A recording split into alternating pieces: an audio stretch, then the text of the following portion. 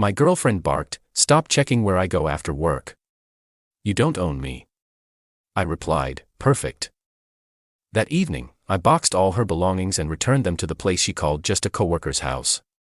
When she realized who opened the door, the color drained from her face. I'm 34, and I'd been with her for almost 3 years. We'd been living together for the past year and a half in my apartment, a place I'd owned outright before we even met. She moved in after about 6 months of dating, which looking back, was probably too soon. But things seemed solid. We had our routines, our inside jokes, our plans for the future. Or at least I thought we did. The weird behavior started about 4 months ago.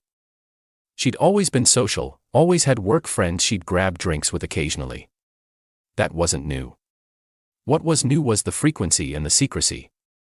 She'd come home at 9, 10, sometimes 11 at night, claiming team dinners or last-minute work drinks. Her phone became an extension of her hand, always face down, always locked, always within arm's reach. I'm not naturally a suspicious person. I don't go through phones or play detective. But when someone's behavior shifts that dramatically, you notice. The late nights became a pattern. 3, sometimes 4 times a week. When I'd ask about her evening, she'd give vague answers. Just the usual crew. You don't know them. It's boring work stuff. The excuses were always slightly different, but fundamentally the same. Team building exercises that ran late. A colleague's birthday celebration. Project deadlines requiring after-hours collaboration. Each excuse seemed plausible on its own. But together they formed a pattern that didn't add up. I started noticing she'd shower immediately when she got home, even though she'd showered that morning. She'd changed her perfume to something lighter, less noticeable. Then came the defensiveness. I asked her one evening if everything was okay, if work was stressing her out. She snapped at me like I'd accused her of something heinous. "Why are you interrogating me? I'm allowed to have a life outside this apartment." I wasn't interrogating her. I was asking a basic question that partners ask each other. But suddenly, any curiosity about her day was treated like an invasion of privacy. "I'm just asking how your day was," I said calmly. "No, you're keeping tabs on me." She shot back. "You want to control every aspect of my life." That stung because it wasn't true. I'd never been controlling. I'd always encouraged her friendships, her career, her independence. But now, somehow, basic relationship communication had become oppression in her mind. The breaking point came on a Tuesday. She'd texted me around 6 saying she'd be home late again. Another work thing. I'd made dinner, ate alone, and by 9:30, I was just annoyed. Not suspicious yet, just tired of the pattern. When she finally walked in around 10, I asked her where she'd been. "Out with coworkers," she said, not looking at me. "Which coworkers?" I asked. She froze. "Why does it matter?" "It doesn't," I said. "I'm just making conversation." "You're checking up on me," she said, her voice rising. "You're always checking up on me." "I asked you a question," I said, staying calm. "That's not checking up. That's called having a conversation with someone you live with." That's when she exploded. "Stop checking where I go after work. You don't own me. I don't have to report every single thing I do to you. This is suffocating." I stared at her for a moment. The anger, the defensiveness, the way she was making me the villain for asking a simple question. It all clicked into place. This wasn't about privacy or independence. This was guilt manifesting as aggression. "Perfect," I said. She blinked. "What?" "Perfect," I repeated. "You're right. I don't own you. You don't owe me anything." I walked to the bedroom, grabbed my laptop, and sat down at the kitchen table. She followed me, suddenly less certain. "What are you doing?" "Checking something," I said. I pulled up our shared phone plan. We'd combined accounts about a year ago to save money. One of those couple things that seemed practical at the time. I'd never looked at the usage details before. Never had a reason to. But now I did. I scrolled through her call logs and text records from the past month. There was one number that appeared constantly.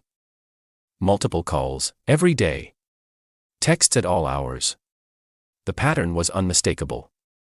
Calls during her lunch break. Texts late at night. Long phone conversations that lasted over an hour. I didn't recognize it. "Who's this?"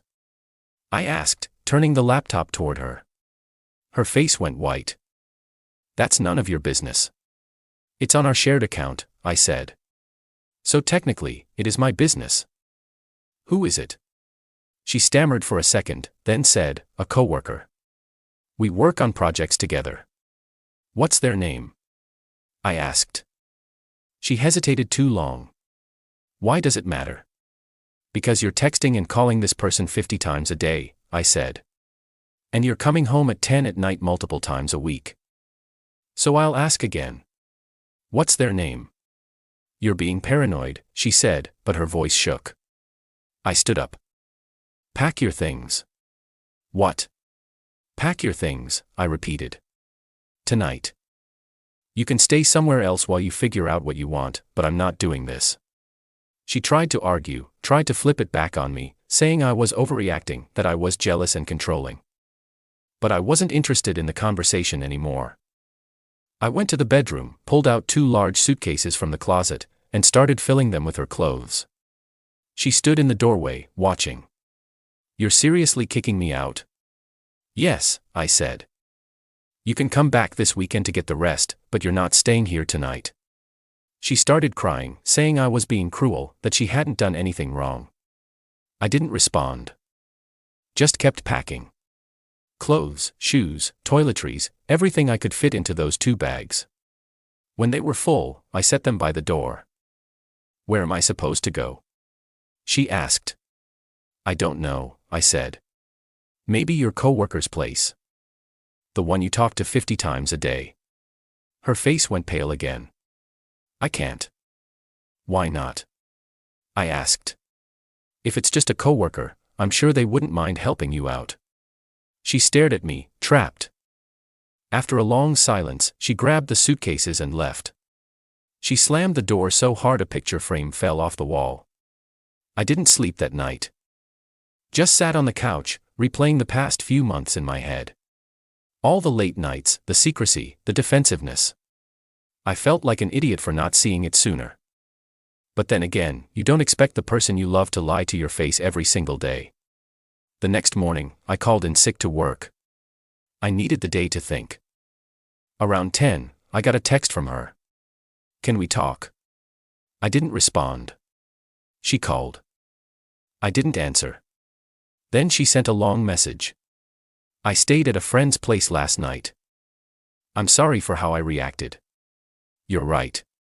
I should have been more open with you. Can we please talk about this?" A friend's place.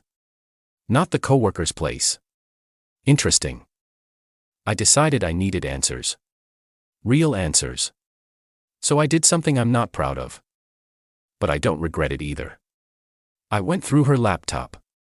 She'd left it at the apartment, sitting on the coffee table. It wasn't password protected. She'd always been careless about that. I opened her messages. And there it was. Months of conversations with him. The coworker. Flirty texts. Late night calls. Plans to meet up. Nothing explicitly physical in the messages. But the emotional affair was undeniable. They'd been spending almost every evening together for the past 3 months. Dinners. Drinks. Long walks. Late night conversations in his car, parked by the lake. One message from 2 months ago caught my eye. "I wish things were different. I wish we'd met first." His response. "Maybe we did. Maybe this is just bad timing." Her reply. "Or maybe it's perfect timing. Maybe I'm finally realizing what I actually want." I felt sick reading it. But I kept going. And the most damning part? She'd told him about our fight. She'd texted him at 11 the night before. He kicked me out. "Can I come over?" His response. "Not tonight. My roommate's home. I'll see you tomorrow." So she couldn't even go to him when she needed a place to stay. That told me everything. He was happy to be her escape. Her emotional affair. Her fantasy. But when reality knocked, he wasn't interested in dealing with the mess. I screenshotted the conversations and emailed them to myself. Then I closed the laptop and sat back. I wasn't angry anymore. Just tired. Exhausted by the betrayal. By the lies. By the mental gymnastics she'd put me through to make me doubt my own instincts. That evening, I decided to return the rest of her things. She'd texted me again asking to come by and pick up more of her stuff. But I had a better idea. I spent 2 hours boxing up everything she'd left behind. Clothes. Books. Makeup. Photos. Everything. I loaded it all into my car. It took 3 trips to fit it all. Then I looked up the address. She'd mentioned his street once in one of her texts to her friend, complaining about parking. A quick search of property records in that area with his first name gave me the exact address. Small-town perks. I drove over around 7. It was a small house in a quiet neighborhood. I parked in the driveway, got out, and started unloading boxes onto the front porch. One by one, I stacked them neatly by the door. I wasn't trying to be destructive or cruel. Just practical. She wanted to be there. So here were her things. When I was halfway through, the door opened. He stepped out, mid-30s, confused expression, holding a beer. "Can I help you?" "Just returning some things," I said, grabbing another box from my trunk. "Returning what?" "Her stuff," I said. "She's been spending all her time here, so I figured this is where it should be." His face went from confused to horrified. "Wait, who?" Before he could finish, she appeared in the doorway behind him. She must have been inside the whole time. The color drained from her face when she saw me. "What are you doing?" she asked, her voice barely a whisper. "Returning your belongings," I said calmly. "You said you needed your stuff. Here it is." She looked at him, then at me, then at the boxes piling up on the porch. "You can't just I can," I said. And I did. "Everything's here. Clothes, toiletries, photos, all of it." "You're welcome." He looked at her. "What is he talking about? You said you were staying with a friend." She didn't answer. Just stood there, frozen. "You didn't tell him we live together?" I asked her. "Or that we've been together for 3 years?" His face changed. Anger replaced confusion. "You said you broke up months ago." "We broke up 2 days ago," I said. "When I found out about you, I set down the last box, dusted off my hands. Looked at both of them. Good luck with this," I said, gesturing between them. Then I got in my car and drove away. My phone blew up within minutes. Texts from her. Calls from her. Voicemails. I ignored all of it. Then I got a message from him. "We need to talk. This isn't what it looks like." I blocked both of them. Over the next few days, I heard bits and pieces through mutual friends. Apparently, she'd been telling him that we were on a break, and that I was controlling and jealous. She'd painted me as the bad guy to justify whatever they had going on. When I showed up with all her stuff, he realized she'd been lying. They had a massive fight that night, loud enough that neighbors complained. He told her to leave and never contact him again. She tried contacting me through different numbers, through friends, even showed up at my building once. I didn't engage. Just told building security to not let her up. She left a handwritten letter with the doorman that I threw away without reading. 2 weeks later, I got a message from a mutual friend saying she'd moved back in with her parents in another city. Apparently, she'd been let go from her job, too much drama, too many personal issues bleeding into work. He'd filed a complaint about her behavior after their fight, claiming she'd been harassing him. HR decided it was easier to just let her go rather than deal with the mess. As for him, I heard he got engaged to someone else about a month later. Guess he wasn't as invested as she thought. Turned out he had an on-again, off-again girlfriend the whole time, and they'd gotten back together right before everything blew up. It's been 3 months now. I changed the locks, cleaned out the apartment, donated a bunch of stuff to charity, and honestly, I feel lighter. I'm not angry anymore.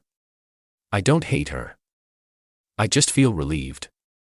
Relieved that I saw the truth before wasting any more time. Relieved that I didn't marry her, didn't have kids with her, didn't tie my life to someone who couldn't be honest. I've started dating again. Nothing serious yet, but I'm not in a rush. I'm just focusing on myself, my work, my friends. I'm doing things I stopped doing when I was with her.